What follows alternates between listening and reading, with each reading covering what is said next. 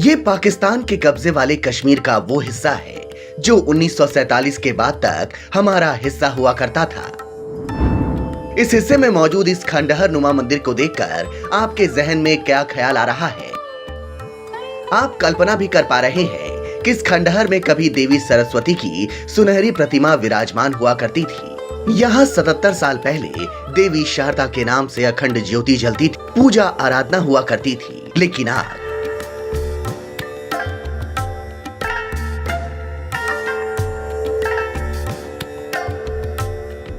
आज इस शारदा पीठ में ना दीप जलता है ना पूजा।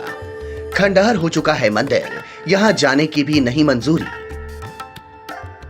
आप हैरान हो रहे होंगे कि आज की नियंत्रण रेखा से 15 किलोमीटर उस तरफ ये शारदा पीठ हमारी सनातनी परंपरा का मणि मुकुट कहा जाता था, क्योंकि आप जिस मंदिर को खंडहर के रूप में देख रहे हैं, कभी वो हिंदुस्तान का ज्ञान पीठ कहा जाता था।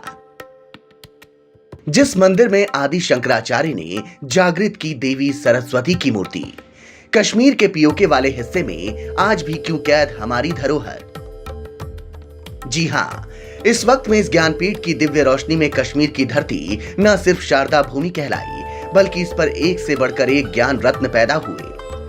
आचार्य मम्मट जो संस्कृत के श्रेष्ठ विद्वान थे, महाकवि बिल्हण जो मशहूर काव्य शास्त्री थे, कलहण जो विश्व प्रसिद्ध इतिहासकार थे, जलहण संस्कृत भाषा के प्रख्यात कवि थे, आचार्य उद्भट जो मशहूर व्याकरण शास्त्री थे।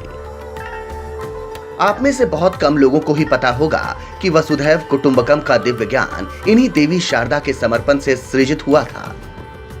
इसके आभा मंडल को 8वीं शताब्दी में आदि शंकराचार्य ने ही महसूस किया।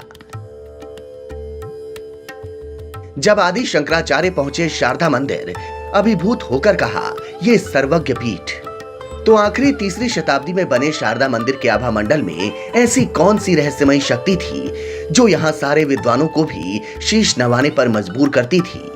चाहे वो दक्षिण से आए रामानुजम जैसे विद्वान हो, या फिर किशोर उम्र के शंकर जो कश्मीर की धरती पर शंकराचार्य कहलाए। शारदा मंदिर को लेकर जो पौराणिक ग्रंथ बताते हैं, उसके मुताबिक कहानी वही है जो सनातन के 51 शक्तिपीठों की है। यानी देवी सती जब पति शिव के अपमान की वजह से अपने पिता के यज्ञ कुंड में कूद पड़ी और भगवान शिव उनकी मृतदेह लेकर तांडव करने लगे, तब तीनों लोकों में हड़कंप मच गया था, जैसे प्रलय आने वाला हो। तब सृष्टि को बचाने के लिए देवी सती के शव को भगवान शिव से अलग करने विष्णु ने अपने सुदर्शन चक्र से उसके टुकड़े किए। वो टुकड़े धरती पर जहां गिरे वहां शक्तिपीठ बने। लेकिन जहां देवी सती के शरीर की आंखें, हृदय, वक्ष और हाथ जैसे अंग गिरे, वो महाशक्ति पीठ कहलाए। आज के पीओके में जो शारदा पीठ है, वहां देवी सती का दाहिना हाथ गिरा था, इसलिए ये ज्ञान का महाशक्ति पीठ कहलाया। अगर दाहिने हाथ का भौतिक महत्व आप समझते हैं, तो ये समझना आपके लिए बेहद आसान है कि ये पीठ ज्ञान का शक्ति पीठ क्यों माना गया। शारदा मंदिर की देवी कैसे विद्वजनों की आराध्य रही हैं, इसकी मिसालें हम आपको पहले ही बता चुके हैं। अब समझिए इस मंदिर की निर्माण गाथा जो सम्राट अशोक के काल में शुरू होती है। जिस जगह ये पीठ है, उस जगह का नाम भी शारदा है। देवी शारदा का मंदिर यहाँ किशन गंगा नदी के किनारे है। मंदिर 3री सदी में सम्राट अशोक के काल में बना था। मंदिर का भव्य रूप 8वीं सदी में ललितादित्य ने कराया था। पहला मंदिर जहाँ शैव वैष्णव दोनों संप्रदाय के विद्वान आए। पीठ में पूजी जाने वाली शारदा शक्ति की 3 देवियों का संगम है। शारदा पीठ की जैसी विरासत रही है, उसके मुताबिक ये पीठ पूरे कश्मीर क्षेत्र, जिसमें आज के पाकिस्तान के कुछ हिस्से भी शामिल हैं, ये पूरे उत्तरी क्षेत्र के लिए खास तौर पर एक विशेष पूजा स्थल हुआ करता था। लेकिन 1947 में जिस तरह देश का बंटवारा हुआ, उसके बाद हालात बदलते चले गए।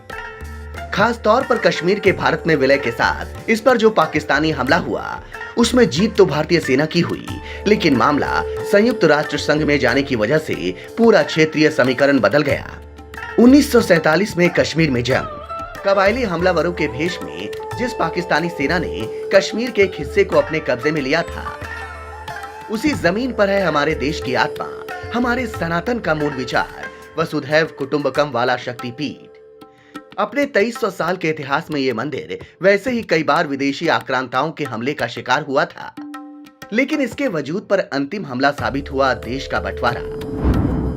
तो क्या ये पीठ छिन जाने की वजह से हम ज्ञान की अधिष्ठात्री देवी की पूजा छोड़ देते? नहीं, हमने कोरोना काल के बाद इस पीठ का एक प्रतीक स्थल अपने सीमा क्षेत्र में बना लिया। दरअसल पाकिस्तान के कब्जे वाले कश्मीर को भारत अब भी अपना हिस्सा मानता है, जिसे वापस लेने की कवायद कई स्तरों पर चलती आ रही है। लेकिन सच ही है कि ये अब तक हमारा हिस्सा नहीं हो सका। लिहाजा भारत ने आजादी के 75वें साल में शारदा शक्ति पीठ का एक प्रतिरूप बनाया। एलओसी के अंदर अपनी सीमा क्षेत्र में ये शारदा पीठ करीब 5 किलोमीटर दूर है। दोनों पीठों की मौजूदा दूरी करीब 50 किलोमीटर की है।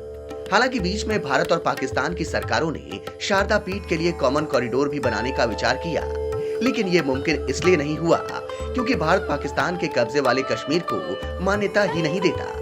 तो वो फिर अपनी ही जमीन पर वीजा के साथ जाने वाला कॉरिडोर क्यों बनाए?